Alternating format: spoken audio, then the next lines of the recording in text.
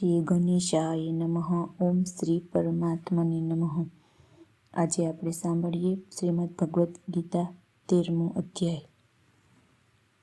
શ્રી ભગવાન બોલ્યા, હે કૌંતેય, આ શરીર ક્ષેત્ર કહેવાય છે અને એને જે જાણે છે એ ક્ષેત્રજ્ઞ જીવાત્મા કહેવાય છે. એવું આ બંનેના તત્વને જાણનાર જ્ઞાનીજનોએ કહ્યું છે. હે ભારત, બધા ક્ષેત્રોમાં ક્ષેત્રજ્ઞ એટલે કે જીવાત્મા પણ તું મને જ જાણ, અને ક્ષેત્ર અર્થાત વિકાર સહિતની પ્રકૃતિ તથા ક્ષેત્રજ્ઞ અર્થાત પુરુષના વિષયનું જે તત્વ સહિત જ્ઞાન છે એ જ ખરું જ્ઞાન છે, એવો મારો મત છે. માટે એ ક્ષેત્રજ્ઞ જે સ્વરૂપનું અને જે સ્વભાવ ધરાવનારું તથા જે વિકારોથી યુક્ત છે અને જે કારણથી એ ઉદ્ભવ્યું છે, તથા એ ક્ષેત્રજ્ઞ પણ જે સ્વરૂપનો અને જે પ્રભાવ ધરાવનારો છે, એ સઘળું તું ટૂંકમાં મારી પાસેથી સાંભળ. ક્ષેત્ર અને ક્ષેત્રજ્ઞનું આ તત્વ ઋષિઓ દ્વારા અનેક પ્રકારે કહેવાયું છે. વિવિધ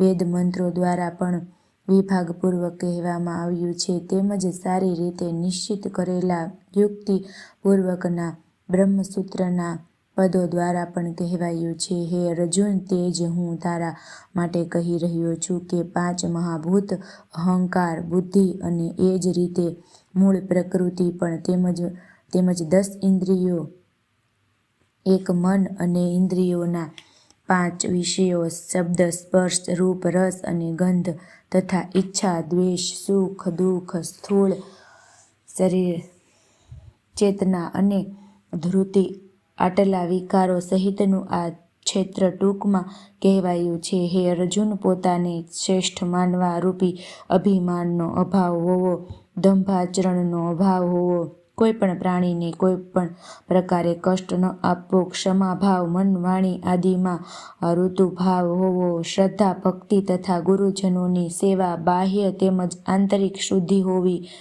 અંતઃકરણની સ્થિરતા હોવી, મન ઇન્દ્રિયો સહિત શરીરનો નિગ્રહ તથા આ લોક અને પરલોકના સર્વે ભોગોમાં આસક્તિ ન હોવી અને અહંકારનો પણ અભાવ હોવો, જન્મ, મૃત્યુ, જરા અને રોગ આદિમાં દુઃખો અને દોષોને વારંવાર જોવા, પુત્ર, સ્ત્રી, ઘર અને ધન આદિમાં આસક્તિનો તેમજ મમતાનો અભાવ તથા પ્રિય અને અપ્રિયની પ્રાપ્તિ થતાં સદાય ચિત્તનું સમ રહેવું, મુજ પરમેશ્વરમાં અનન્ય યોગનો આશરો લઈને અવ્યભિચારિણી ભક્તિ હોવી તથા એકાંત અને શુદ્ધ સ્થાનમાં રહેવાનો સ્વભાવ હોવો અને વિષયાસક્ત માણસોના સમુદાયમાં પ્રીતિ ન હોવી તથા અધ્યાત્મ જ્ઞાનમાં નિત્ય સ્થિત રહેવું અને તત્વ જ્ઞાન વડે જેનું પ્રતિપાદન કરવામાં આવ્યું છે એ પરમાત્માને જ જોતા રહેવું, આ બધું જ્ઞાન છે. અને જે આ બધાથી અવળું છે એ અજ્ઞાન કહેવાયું છે.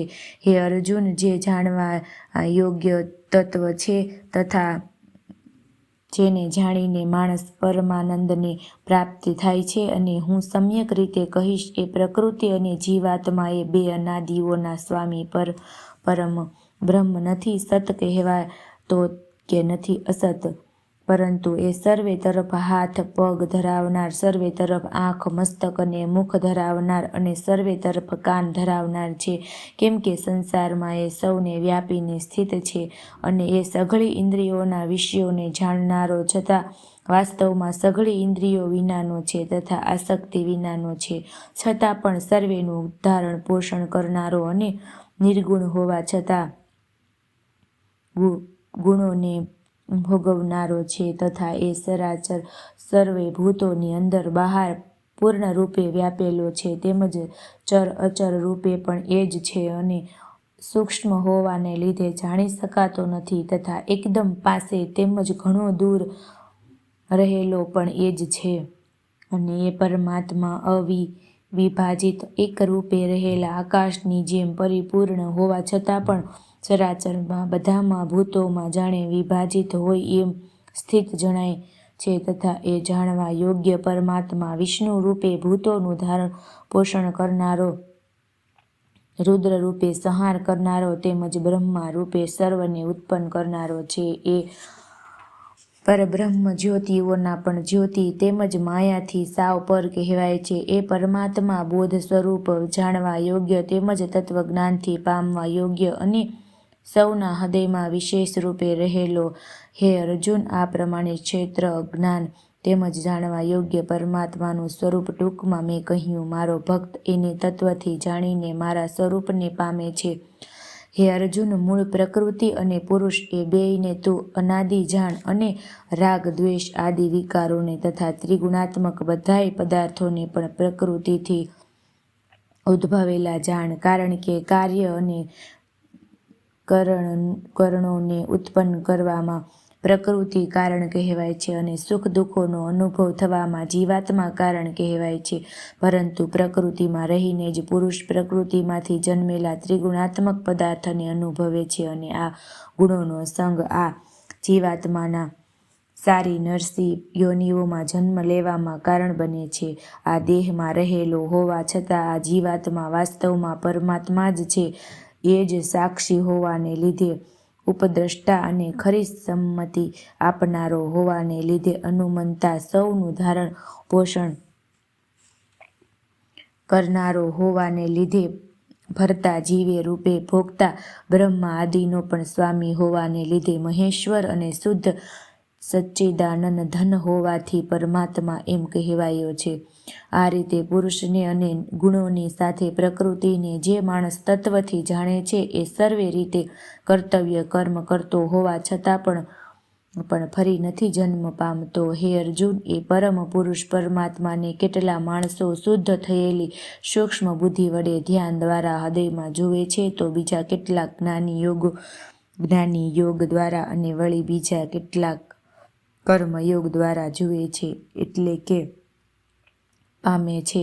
પરંતુ આ બધા કરતા અન્ય પ્રકારના અર્થાત મંદ બુદ્ધિના માણસો આ પ્રમાણે ન જાણતા હોવાને લીધે બીજા માણસો પાસેથી એટલે કે તત્વજ્ઞાનીઓ પાસેથી સાંભળીને એ મુજબ ઉપાસના કરે છે અને એ શ્રવણ પરાયણ પુરુષો પણ મૃત્યુરૂપી સંસાર સાગરને નિસ્સંદેહ તરી જાય છે. હે ભરત શ્રેષ્ઠ, યાવન માત્ર એટલા પણ સ્થાવર જંગમ પ્રાણીઓ જન્મે છે એ બધાયને તું ક્ષેત્ર અને ક્ષેત્રજ્ઞના સંયોગથી જ ઉદ્ભવેલા જાણ.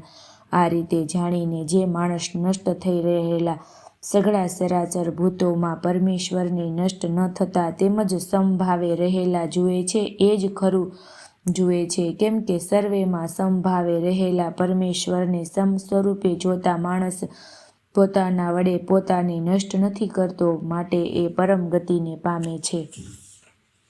અને જે માણસ બધાય કર્મોને સર્વે રીતે પ્રકૃતિ વડે જ થનારા જુએ છે તથા આત્માને અકર્તા જુએ છે એ જ ખરું જુએ છે.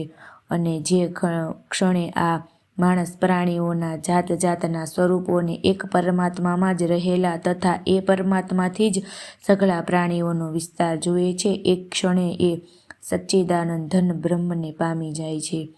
હે કૌંતેય, અનાદિ હોવાને લીધે તથા નિર્ગુણ હોવાને લીધે આ અવિનાશી પરમાત્મા શરીરમાં રહેલો હોવા છતાં પણ ખરી રીતે ન તો કશું કરે છે કે ન તો લેપાય છે. જેમ સર્વે સ્થળે વ્યાપેલું આકાશ સૂક્ષ્મ હોવાને લીધે સ્થાનોના ગુણ દોષોથી લેપાતું નથી, એ જ રીતે દેહમાં સર્વત્ર રહેલો આત્મા નિર્ગુણ હોવાને લીધે દેહના ગુણોથી લેપાતો નથી. હે ભારત, જેવી રીતે એક જ સૂર્ય આખાય બ્રહ્માંડને ઉજાળે છે એ જ રીતે એક જ આત્મા આખાય ક્ષેત્રને ઉજાળે છે. આ પ્રમાણે ક્ષેત્ર અને ક્ષેત્રજ્ઞના ભેદને કાર્ય સહિત પ્રકૃતિથી મુક્ત થવાને જે માણસો જ્ઞાન ચક્ષુ દ્વારા તત્વથી જાણી લે છે એ મહાત્મા જનોને પરમ બ્રહ્મ પરમાત્માને પ્રાપ્ત થઈ જાય છે. શ્રી કૃષ્ણ અને અર્જુનના સંવાદમાં શ્રીમદ્ ભગવદ્ ગીતા રૂપી ઉપનિષદ અને બ્રહ્મ વિદ્યા તથા યોગશાસ્ત્ર વિષયનો ક્ષેત્રજ્ઞ વિભાગ યોગ નામનો 13મો અધ્યાય સંપૂર્ણ. શ્રી